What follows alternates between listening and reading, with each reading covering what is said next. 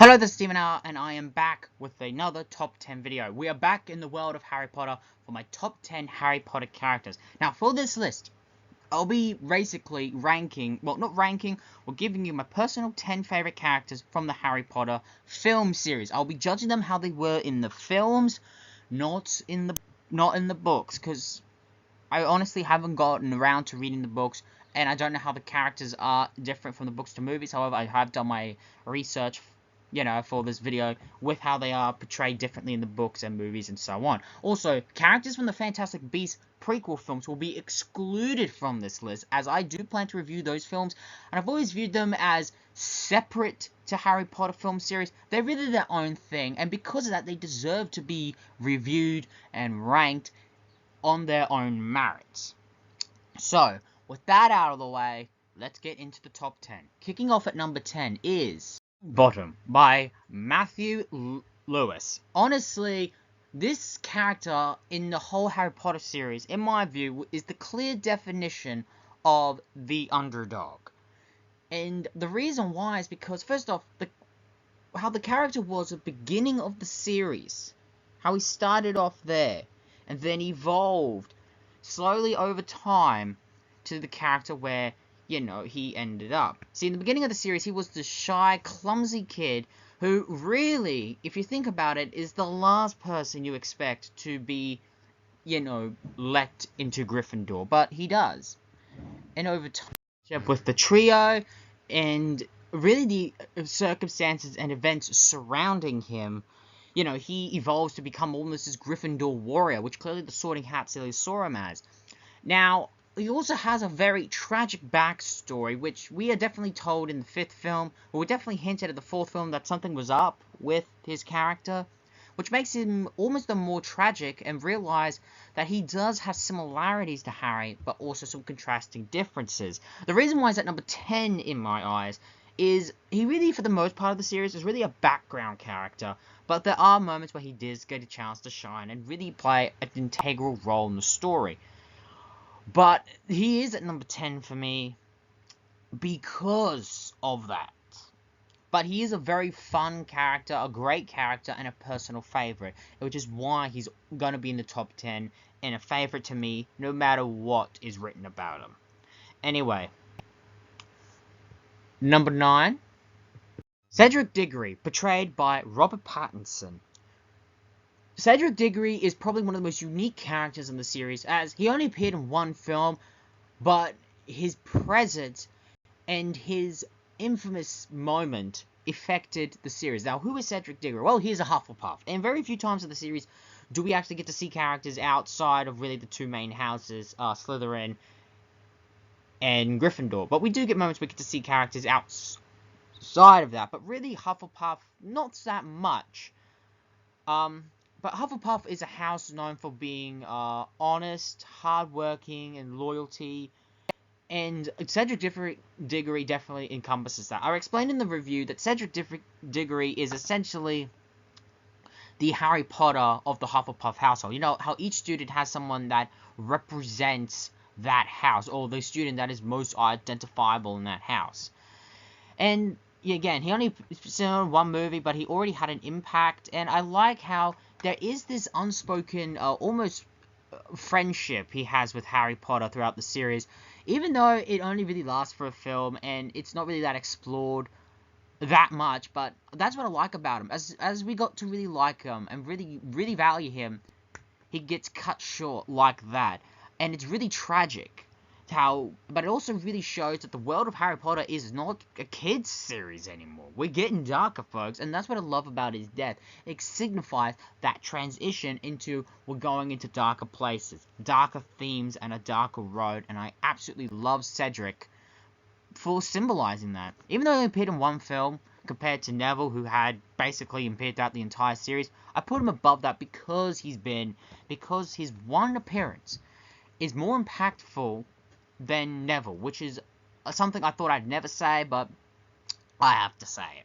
Anyway, at number 8, Albus Dumbledore is obviously one of the most iconic characters of the series.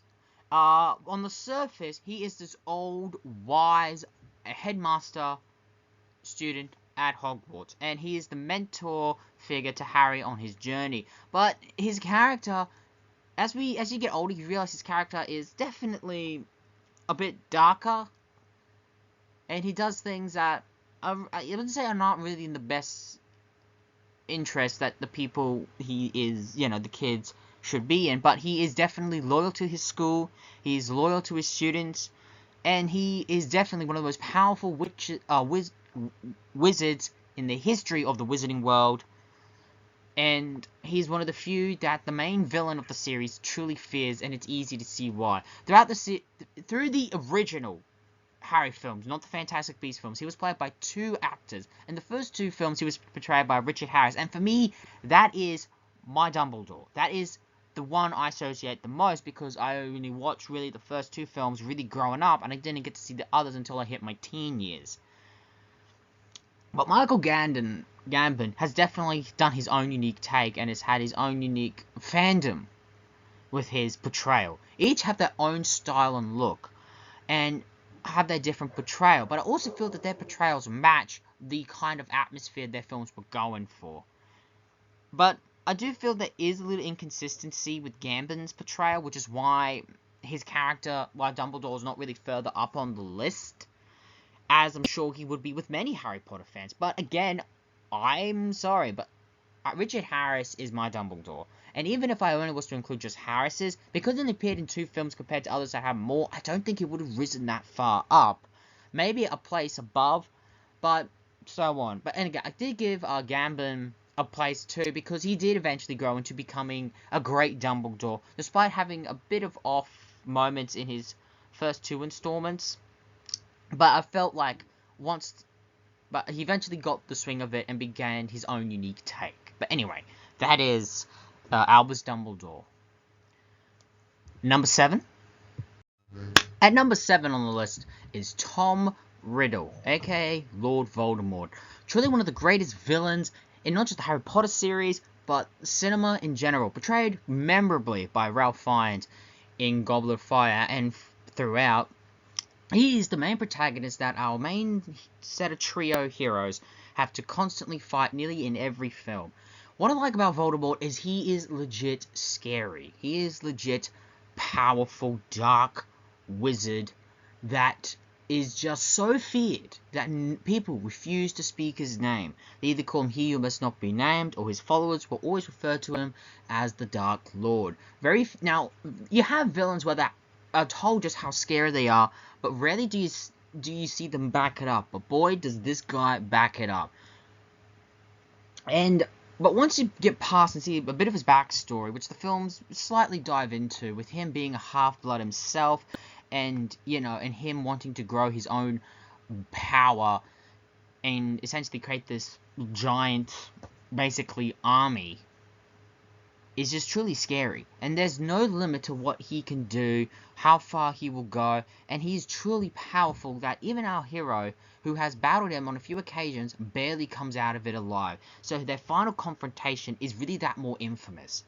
Now, as much as I love the character, and I love the performance, I will want to point out one thing. In Goblet of Fire, where he finally makes his grand entrance, he has this energy and almost unstableness, but by the next film, he's played as more subtle and reserved. I love both performances, but I just wish we could have more of the animaticness. But at the same time, as I realize, the animaticness does come out, but it's at rare moments, and that's what makes him not just the more scary, but also the more unpredictable. So again, I'm conflicted. I absolutely love this villain. I see why he's a favorite to many, why he is one of the greatest villains in all of cinema, and honestly, I just feel like no other villain could possibly top him in the Harry Potter community.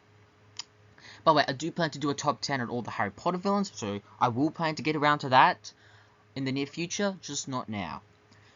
But this makes me also further excited to how the villain is in the Fantastic Beasts film, because he's not Voldemort. We have a new villain. I'm curious to see how he is, and I can't wait to see, what that villain is and what he brings to the table. Anyway, number 6. Number 6 goes to Hagrid, the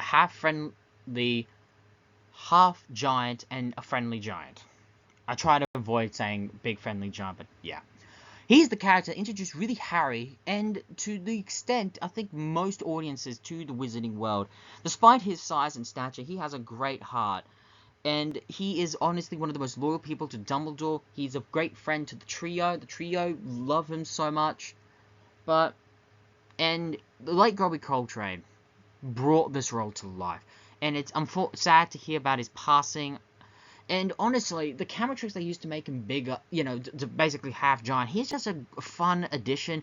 He is, in my opinion, if you're looking for a character that is the true heart of the Harry Potter films, I go to point to Hagrid all the time.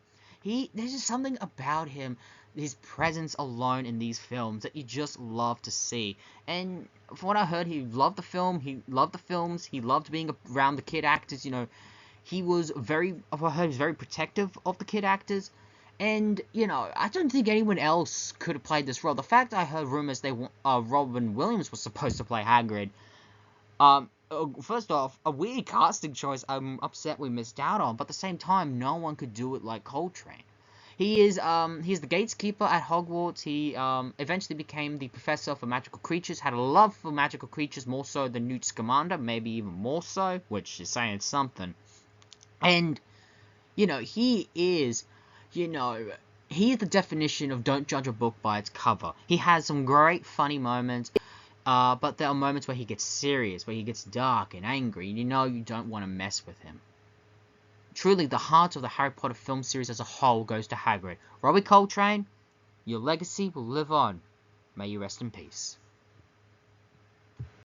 Number 5 is unique as it goes to a whole slew of characters, the Weasley family, with really a few in mind. First off, there's, I think, the main Weasley that people always think about, Ron Weasley, Harry's, best friend, and I just love how they met on the Wizarding train. Now, he is portrayed differently in the book. In fact, people say he's better in the books than in the movie.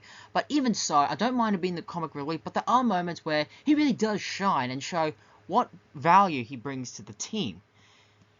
But he's also a very unique character because he's trying to basically stand out in his sibling's shadow. I mean, Bill's the cool one. Charlie, I'm guessing the strong one, even though we never see Charlie in the films. The twins are the funny one, and Ginny is the only girl, later the attractive one, and clearly, I'll be blunt, the favourite, and then Percy the smartest. Percy's the third child. But, so you can see where Ron has a lot to live up to, and under all that pressure would crack anyone, but for the most part, he lets it be. But even though he makes friends with Ron and Hermione, he also does get a bit self-conscious as Harry has this big legend, this big name. And Hermione is the smart one, so he always feels lost in the shuffle. But for the most part, he does manage to stand out. Of course, he's not the only Weasley I love. Everyone loves Fred and George. They provide some of the greatest comic relief moments, and are really great characters in their own right as well.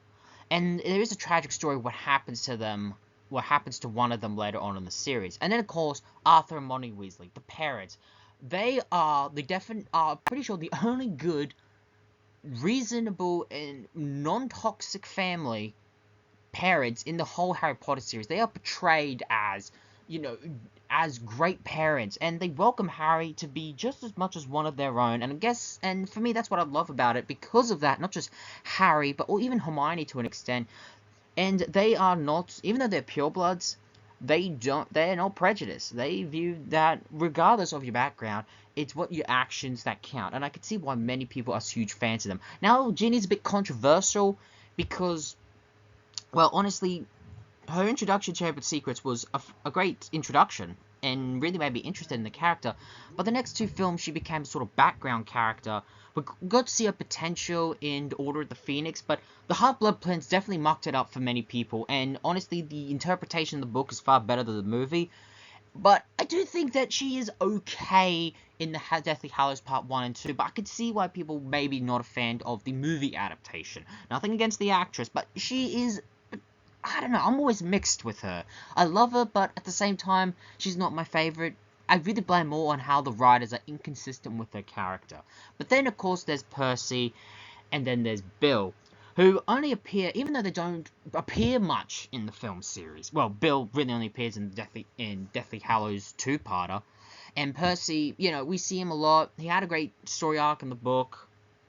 But, you know, at the same time, but I don't mind him, because he does provide some levity. But either way, the Weasleys, they are such great characters, I couldn't exclude any of them in this list, so all the Weasleys are a part of this. So 5 goes to the whole Weasley clan.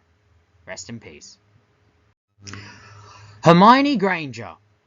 Arguably, I would say maybe the smartest character in all of the Harry Potter films, and is the brains of the trio. She's unique because, first off, she is not from, the Wizarding World. She is, well,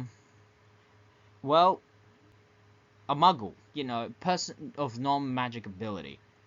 She is portrayed by Emma Watson, and honestly, she brings out, you know, I could not tell you how many kids of my age in high school when watching the Harry Potter films did not have a crush on Hermione Granger. She was bright, intelligent, but as much as I love her for, you know, for her funny moments, the fact she's smart and proves that, you know, that the best witches and wizards don't necessarily come from pureblood families, they can come from either half-bloods or muggle-borns. And, you know, she is definitely, I'm pretty sure, the reason that the trio got out of a lot of the situations they did. But if I could say one thing, looking back now on her character, and this is nothing against Emma Watson at all. I would never say anything bad about her in a million years. But I felt they just overpowered her. I mean, as I found out when I did my research, a lot of Hermione's moments, some of them were actually meant to be Ron's, but they were given to Hermione. But this is mostly because the writers loved Hermione's character. But at the same time, I felt it just undermined Ron's a bit. And speaking of that, Ron and Hermione, you know, people always say that Hermione should have ended up with Harry, but I'm sorry, that's just not... I just felt that was always just misconceived by fans, and every time I hear that, it feels very much forced to me. I get the impression, and honestly, I just preferred Hermione ending up with Ron in the end. You could see that chemistry was building subtly, and you can tell there was something there. It always, and when people thought that, and every time people wanted Harry to end up with Hermione, it always felt forced to me with no legitimacy. Again, personal opinion, but that's where I stand on that. She's truly the smartest character, but I want to say she's and definitely one of the best female heroines that the series gave us. But I want to say she's the best. One female character just edges that, and that is, of course, Luna Lovegood, portrayed by Ivana Lynch. I believe that is the actress's name. She is definitely one of the kookiest characters in the series. She's odd, and she's from Ravenclaw. We meet her in Order of the Phoenix, and already her kooky and bizarre nature stands out. And we're seeing that, you know, there's more to this kooky character more than the outward appearance. She is definitely unique, as she's not afraid to speak her mind. She's very polite, and honestly, I can't imagine anyone hating this character.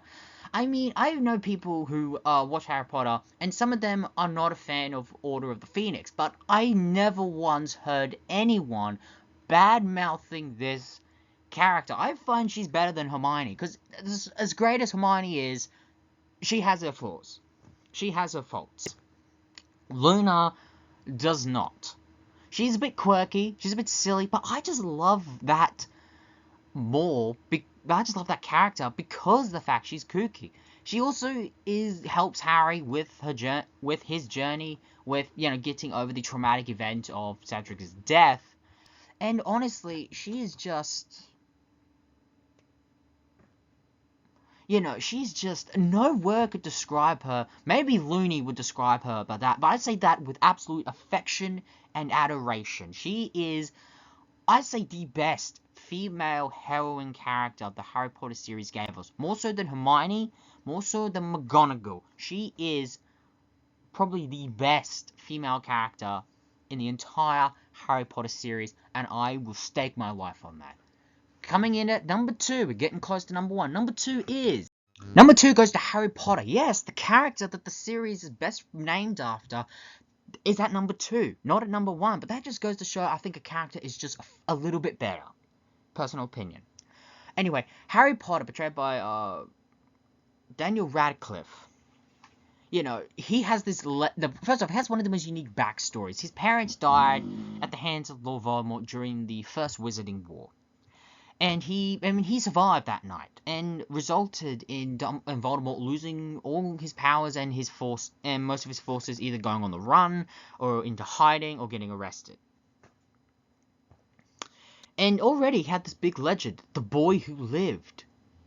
Almost a chosen one, already having this title bestowed upon when he finally learned about the wizarding world and what happened. He realized why he has this big legend, but he doesn't play into it. The scar on his forehead is just so iconic, you know, and he has a hero complex, sometimes to a large degree, but he's also a person willing to stand up towards bullies, speak his mind, and not be mean to anyone. And also, what I love about Harry, he's one of those characters, as the films evolve, he evolves too. And we see the good qualities in him. We do see some bad, but, you know, not that much. But also, this is a character that we grow up with. And there is no more iconic character in maybe all of fiction for kids to look up to more than Harry Potter. I'd say maybe the next would be Spider-Man, but personal opinion, mate. Personal opinion. And what I love about, like, and, you know, he goes through a lot of trials. Not just constantly fighting Voldemort, but constantly stumbling into conspiracy theories, and especially Order of the Phoenix, who had to prove that Voldemort was back. And then he's given the Chosen One moniker, you know, and he has to live up to this almost legacy that, you know, that really was all by accident, coincidence, and that's what I love about it. He stumbles into this. This world is open to him, and he does not back down. He makes friends with all sorts of people from other backgrounds. And he is kind and nice at heart, and he's rarely mean to anyone. So number 2 goes to Harry Potter. But that leaves the question, who's the best Harry Potter character in the Harry Potter film series? Well, for me, that honor goes to, drumroll please for number 1, Severus Snape, portrayed by the late, great Alan Rickman. Honestly, that should be enough said, but let's get further. Snape is one of the most complex and unique characters in all of Harry Potter, and to many, I'm sure many would consider him the greatest. What's great about him is we see him in the first film, he clearly is out to get Harry. There's this rivalry there. He hates him, and he's seen as the stereotypical bad guy. But by the end of the film, he is shown to be, but at the end of the film, it turns out he'd been trying to save Harry throughout the events of the film, and would actually help Harry from time to time, help saving him out. But at the same time, he would relentlessly bully and harass Harry, and you don't know where he stands. He's very complex. He saves Harry, sometimes he will defend Harry, but sometimes he will punish Harry. He will torture him in many ways. Not physically, but like more on a psychological level. He is the definition of grey, and especially when we find out his backstory, we are so sad for him. Of course, we do know that he, and we do know that he does work for Lord Voldemort. In fact, he used to be a follower of his before his first defeat. And, and he is loyal to Dumbledore. But what makes his character so great is that he is motivated by one thing that I think should motivate any great character in fiction: love. And Alan Rickman portrays this character as, like, when he's true, it's mimicked to mean the way he speaks, but at the same time, how he shows emotions, especially in Deathly Hallows Part 2 in the flashbacks, where he shows his emotions. And, he has his... And we understand his character more than anyone else. And for me, because of that complexity, because of that, as we peel the onion, as it were, to see more layers of this character, I crown him the greatest Harry Potter character in the Harry Potter film series. Another great actor gone way too soon. Rest in peace, Alan Rickman, and thank you for giving us Professor Severus Snape. And there we have it. Those were my top 10 Harry Potter characters. Do you agree? Do you disagree? Who are your personal favorites? Would you have changed the list? Please write the list down in the comments. And this has been the Stephen Hour. Thank you for tuning in. And until next time, Have a good day. So long for now.